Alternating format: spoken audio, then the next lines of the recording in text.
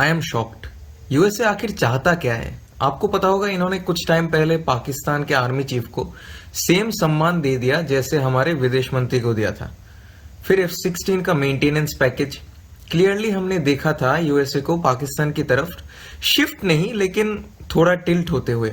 Experts के मुताबिक उन्होंने ऐसा किया था कि पाकिस्तान एक बार के लिए यूनाइटेड नेशंस जनरल असेंबली में रशिया के अगेंस्ट वोट कर ले। लेकिन पाकिस्तान ने कर लिया एब्सटेन एंड अभी इन्हें शायद इंडिया की इंपॉर्टेंस समझ में आ रही है।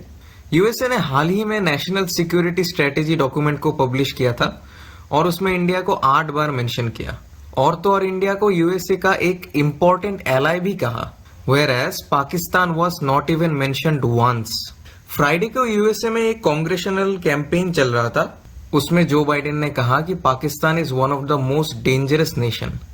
अभी डेंजरस से ये मत समझ लेना कि पावरफुल, हाँ, जैसे एक बच्चे के हाथ में बंदूक पकड़ा देने से ऐसा डेंजरस। पाकिस्तान में कोई डेमोक्रेसी तो है नहीं, मिलिट्री ही सब कुछ कंट्रोल करती है।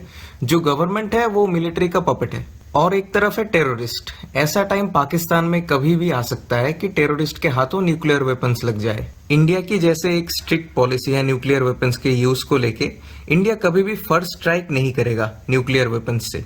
लेकिन पाकिस्तान में तो कुछ ऐसा है नहीं, और भगवान ना करे कि ऐसा हो। अगर गलती से भी मिलिटेंट्स के हाथों न्यूक्लियर वेपन्स आ गए तो आप सोच ही सकते हो दुनिया का हाल क्या होगा। एंड अभी एक और शॉकिंग न्यूज उठ के आ रही है कि यूएसए की हाउस ऑफ रिप्रेजेंटेटिव्स में 2 अमेरिकन लॉ मेकर ने एक रेजोल्यूशन को इंट्रोड्यूस किया है पाकिस्तान के अगेंस्ट। इसमें बोला गया है कि जो बाइडेन को रिकॉग्नाइज करना चाहिए जो क्रूएल्टी हुआ था ड्यूरिंग द बांग्लादेश जेनोसाइड।